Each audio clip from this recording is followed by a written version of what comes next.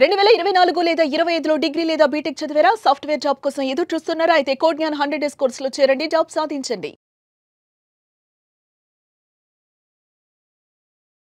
నమస్కారం శ్రీ ఆచార్య అనంతకృష్ణ స్వామి గారు. నమస్కారం అండి. ఆనంద బ్రహ్మస్థితి అని పరమానంద స్థితి అని చెప్పేసి నిజంగా అవి వినటానికే పదాలు, కానీ ఆ స్థితికి ఒక మనిషి చేరాలి అని అంటే దాని వెనక చాలా ఉంటుంది, ఒక డీప్ అనాలిసిస్ ఉంటుంది సైంటిఫిక్గా కూడా. సో అక్కడ దాకా వెళ్తే మనకి కొన్ని విషయాల మీద అవగాహన వచ్చేస్తుంది. ఏది మాట్లాడాలి, ఏది మాట్లాడకూడదు, ఏది చేయాలి, ఏది చేయకూడదు అనేటువంటి విషయాల మీద, అండ్ దేని పట్ల బాధ్యత వహించాలి, ఏది బాధ్యత వహించకూడదు, మనకు కావాల్సిన సబ్జెక్ట్ డబ్బు, సంపద, ఐశ్వర్యం. సో దీని మీద ఏ విధంగా మన మైండ్ సెట్ని పెట్టుకొని ఉండాలంటే విషయం అటువంటి స్థితికి వచ్చినప్పుడే చాలా బాగా అర్థమవుతుంది. సో సబ్జెక్ట్ వెళ్ళే కొద్దీ కొత్తగా ఉంటుంది అని అంటే ఇంకేం చెప్తారు ప్రతి వీడియోలో చెప్తూనే ఉన్నారు కదా అని చెప్పేసి అనుకున్నాను. కానీ చాలా మంచి విషయాలు చెప్పారు. Thank you so much. ఈ వీడియోలో ఏం చెప్తున్నారు సార్? విచిత్రం ఏంటంటే మీరు ఇందాక అన్నదే స్టార్టింగ్లో నేను టీనేజ్లో ఉన్నాను.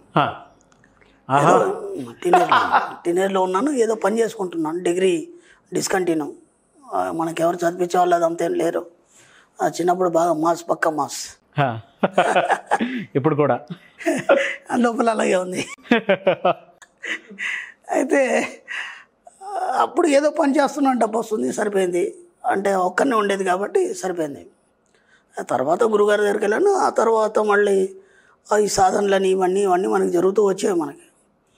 అయితే అవన్నీ కూడా ఒక్కొక్క పర్పస్ కింద చేసాం. గురుగారి ఆధ్వర్యంలో ఒక పర్పస్ కింద చేయడం జరిగింది, ఒక్కొక్క సాధనగానే.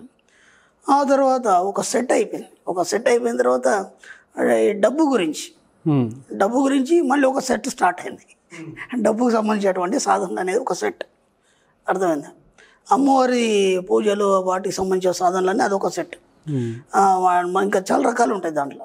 ఒక్కొక్క రకంగా కొన్ని సెట్లు అయిపోయిన తర్వాత ఇంకా డబ్బు విషయానికి వచ్చేసరికంటే బాగానే ఉంది కదా, డబ్బు కదా, అందరికీ ఇష్టమే కదా, భలే సంపాదించవచ్చు, లక్షల కోట్ల రూపాయలు సంపాదించవచ్చు, ఇంకేంటి అని చెప్పేసి ఆ సాధనాలు మొదలైన తర్వాత ఇప్పుడు నేను ఇంతకుముందు కూడా చెప్పాను, ప్రతి సబ్జెక్ట్ ఒక సముద్రం. ఎంత లోతుకెళ్తే ఇంకా లోతు ఉంటూనే ఉంటుంది. అవును. ఏ సబ్జెక్ట్ తీసుకున్నా సరే ఎవరేం తక్కువ కాదు. ఒక సబ్జెక్ట్ చెప్పేవాళ్ళు వాళ్ళు ఎంత పరిశోధిస్తే అంత స్థాయిలో చెప్పగలుగుతారు వాళ్ళు. ఆ విధంగా డబ్బు సంపదకు సంబంధించి ఒక లక్ష్మి సాధన కావచ్చు, ఒక కుబేర సాధన కావచ్చు, దాంట్లో బోలెడు ఉన్నాయి. ఇంకా యక్షిణి సాధనలు కానీ అట్లాంటి బోలెడు ఉన్నాయి. ఓకే. ఒకటి చేస్తున్నప్పుడు దాని యొక్క మొత్తం వివరణ తెలుసుకొని దాని లోతులోకి వెళ్ళినప్పుడు ఇంకా ఇంకా ఇంకా ఇంకా ఏవో కనిపిస్తూనే ఉన్నాయి. అలా దాంట్లో కొత్త విషయాలు తెలుస్తున్నాయి.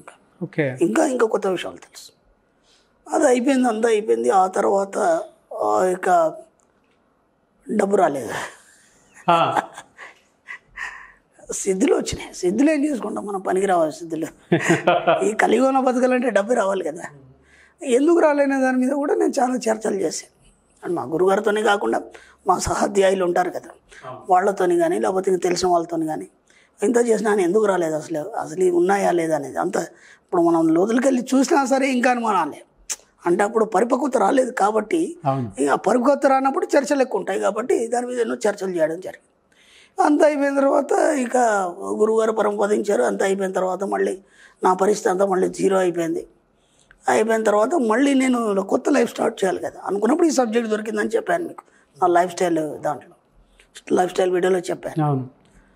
ఈ సబ్జెక్ట్ దొరికిన తర్వాత కూడా ఏమనుకున్నానంటే ఒక క్లాస్కి వెళ్ళాము, అక్కడ బాగానే చెప్పారు వాళ్ళు. కొందరు సక్సెస్ అయిన వాళ్ళు వాళ్ళ ఫీడ్బ్యాక్ కూడా ఇస్తారు కదా.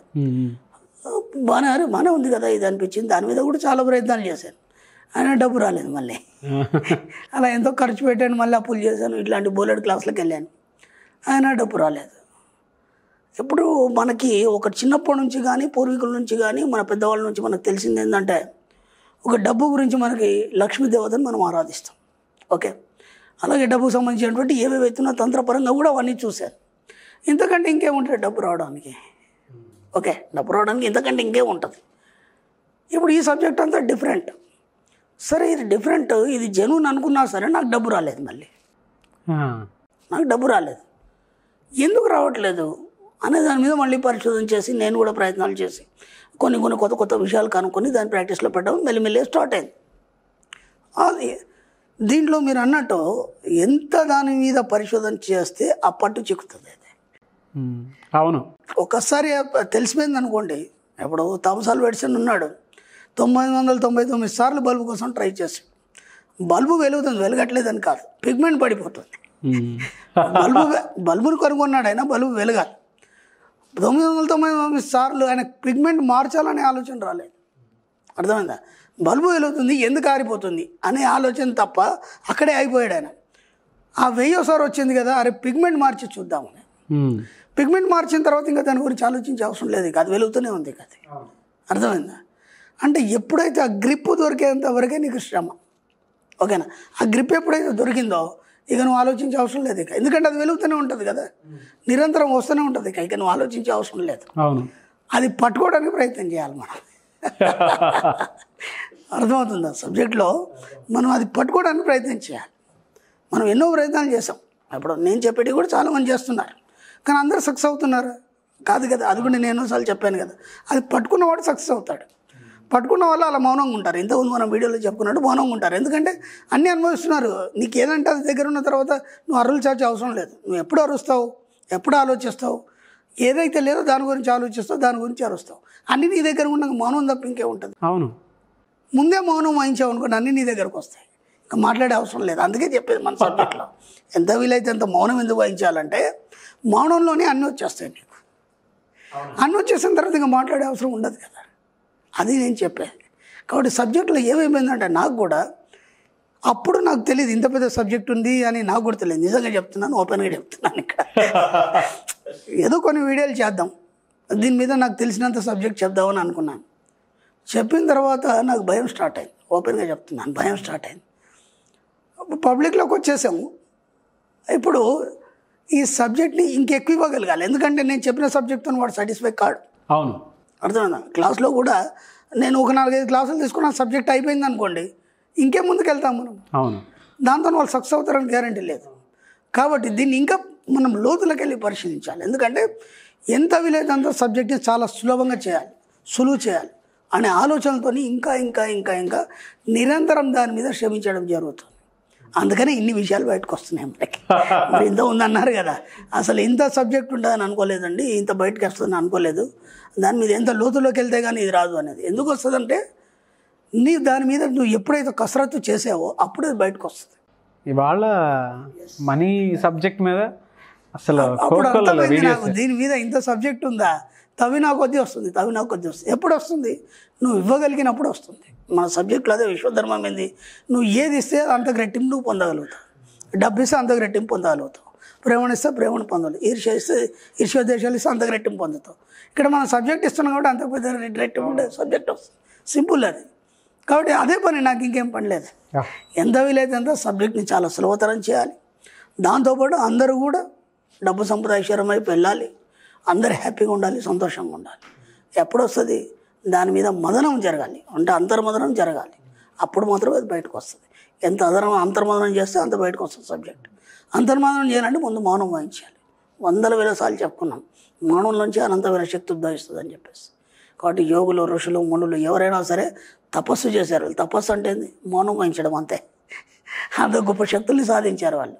అప్పుడు అర్థమైంది కదా ఈ సబ్జెక్ట్ అనేది, ఓ ఇలా ఉందా. అంతకుముందు గట్టిగా అరిచాము, దేనికి అరిచాము? డబ్బు లేదు కాబట్టి అరిచాము. అంతకుముందు అది సంతోషాలు లేవు కాబట్టి అరిచాము. ఇప్పుడు ఏం లేదు, మౌనం కూర్చోవడం అంతే, అన్నీ వచ్చేస్తాయి. అన్నీ వచ్చేస్తాయి అంతే, ఇంకా మర్చే అవసరం లేదు. కాబట్టి సబ్జెక్టులో మౌనం వహించడం అనేది చాలా ముఖ్యం. ఎప్పుడు మౌనం వహిస్తావు? నువ్వు మౌనం వహించినప్పుడు అన్నీ వస్తాయి. అన్నీ వచ్చినాక నువ్వు మాట్లాడే పని లేదు కాబట్టి మౌనం వహించండి మ్యాక్సిమం, అది సబ్జెక్ట్. కానీ ఇప్పుడు ఒక డౌట్ ఉండేదండి నాకు, ఏ వీడియో చూసుకున్నా సరే ఒక కొత్త టాపిక్ వచ్చేది, అండ్ ప్రతి దాంట్లోనూ ఒక కొత్త వర్డ్ బయటకు వచ్చేది. ఎక్కడి నుంచి వచ్చేదా అన్నట్టు అనుకున్నా. అది కూడా అవలీలుగా ఒక్క టేక్ కూడా బ్రేక్ ఉండదు. ఫస్ట్ డే 5 ఎపిసోడ్లు అనుకున్నాడు, 5 చేసేస్తాం, బయటికి వెళ్ళిపోతాం. అది ఎట్లా అనేది కూడా చాలాసార్లు నాకు అనిపించేది. బట్ రియలీ గ్రేట్, ఒక మంచి సబ్జెక్ట్ని. దీనికి నాకు తెలిసింది ఒక చిన్న విషయం చెప్తాను. అంటే నేను ఒక దగ్గర చదివాను, విన్నాను, చూశాను కూడా. ఎప్పుడైతే ఇప్పుడు ఒక పిల్లాడు ఉన్నాడు, మ్యాథ్స్ చేస్తున్నాడు, ఎగ్జామ్స్ ఉన్నాయి, మ్యాథ్స్ చేస్తున్నాడు, నైట్ కూర్చుని మ్యాథ్స్ చేస్తున్నాడు, ప్రాబ్లం సాల్వ్ కావట్లేదు, ఎంత కూడా సాల్వ్ కావట్లేదు. ఎప్పుడో ఎర్లీ అవర్స్లో ఒకసారి పడుకున్నాడు, లేచాడు, టక్కుమని పెన్ పెట్టుకున్నాడు, ప్రాబ్లం సాల్వ్ అయిపోయింది. నైట్ ఎంత ప్రయత్నం చేసినప్పుడు కాలేదు. ఎర్లీ అవర్స్లో ఒక్క క్షణంలో ప్రాబ్లం సాల్వ్ అయిపోయింది. ఎందుకైంది అది? దీని మీద నేను చదివింది మా గురువులు చెప్పిన విషయం చెప్తాను. ఓకే. దీని మీద నేను ఆటో రైటింగ్ గురించి కూడా ఇంతకుముందు చెప్పాను. పోతన గారి భగవతంలో ఆటో రైటింగ్ అనేది దాని మీద ఒక సబ్జెక్ట్ చెప్పాను నేను. ఇక్కడ విచిత్రం ఏంటంటే ఏం జరుగుతుందంటే, ఒక సబ్జెక్ట్ గురించి పదే ఎప్పుడైతే ఆలోచిస్తావో ఆ సబ్జెక్టు సంబంధించినటువంటి పూర్వీకులు, అంటే ఋషులు కావచ్చు, యోగులు కావచ్చు, సైంటిస్టులు కావచ్చు, ఈ సబ్జెక్టు మీద పరిశోధన చేసిన వాళ్ళ పూర్వీకులు ఉంటారు కదా, అవును, వాళ్ళ ఆత్మలు వచ్చి మీకు ఆ సబ్జెక్ట్ నుంచి వెళ్ళిపోతాయి అనమాట. ఎర్లీ అవర్స్లో అవి దివ్యాత్మలుగా మనం వాటిని పోగొడతాం. మనం దివ్యాత్మలు ఆ దివ్యాత్మలు వాళ్ళందరూ ఎక్కడ ఉంటారంటే 5th డైమెన్షన్లో ఉంటారు. యోగులు, ఋషులు, మునులు, గొప్ప గొప్ప తత్వవేత్తలు వాళ్ళందరూ కూడా అక్కడ ఉంటారు. వాళ్ళందరూ ఆ ఎర్లీ అవర్స్లో భూమి మీదకి వస్తారు, వచ్చి మన అవసరాలు తీర్చి వెళ్ళిపోతారు. కాబట్టి నైట్ అంతా కూర్చుంటే ప్రాబ్లం సాల్వ్ కాలేదు, అనుకోకుండా లేచేసి కూర్చోగానే టక్కిమని ప్రాబ్లం. ఇప్పుడు మ్యాథ్స్ రావట్లేదు, రామానుజన్ ఉన్నాడు, దానికి సంబంధించినటువంటి ఆత్మ వచ్చేసి అది క్లియర్ చేసి వెళ్ళిపోతుంది. ఇలా మా గురువులు కానీ మా పెద్దవాళ్ళు చెప్పినప్పుడు విన్నాను నేను, కొన్ని పుస్తకాలు కూడా చదివాను. అదే నిజమేమో, అందుకని చెప్పేసి ఇంకా వస్తూనే ఉంటుంది సబ్జెక్ట్. అందుకే నేను ఎన్నోసార్లు చెప్పాను, ఇది నా సబ్జెక్ట్ కాదు, ఋషుల ఎంగిలే అని చెప్పాను. అవును, చాలాసార్లు చెప్పాను. ఎందుకంటే వాళ్ళు ఇచ్చింది అది, మనదేముంది, వాళ్ళు ఉమ్మేస్తే మనం మాట్లాడుకుంటున్నాం. ఋషుల ఎంగిల్ అంతే. Thank you so much Shri Acharya Anantakrishna Swami గారు. Thank you. సుమన్ టీవీలో మీ పర్సనల్ అండ్ బిజినెస్ ప్రమోషన్స్ కోసం కింది నెంబర్కి కాంటాక్ట్ చేయండి.